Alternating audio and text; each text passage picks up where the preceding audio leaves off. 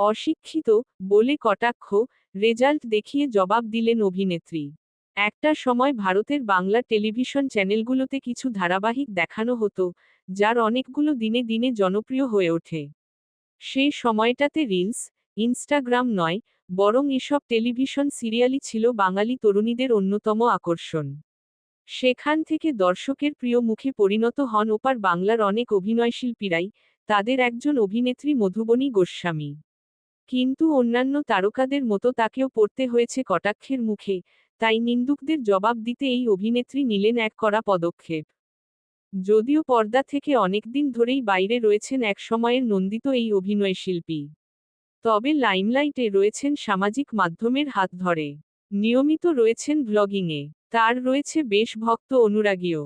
এরই মধ্যে এই ব্লগিংকে কেন্দ্র করে নিন্দুকদের কটাক্ষের মুখে মধুবনী। ছেলে সন্তানকে দেখিয়েই তো বাড়িতে রান্না হয় আপনাদের, এমনই একের পর এক নানা মন্তব্যে ভরে যায় অভিনেত্রীর মন্তব্যঘর।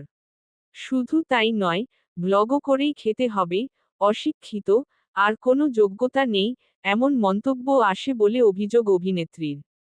বলা বাহুল্য, দর্শকদের এমন মন্তব্যে বিরক্ত মধুবনী ও তার স্বামীও। তারা যে অশিক্ষিত নন, তারই জবাব দিতেই পোস্ট করলেন নিজেদের মাধ্যমিকের রেজাল্ট।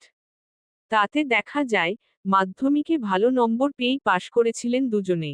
এ নিয়ে ভারতীয় গণমাধ্যমের মুখোমুখি হয়ে অভিনেত্রী বলেন, অনেকে ভাবছেন আমরা রেগে আছি। কিন্তু তা নয়।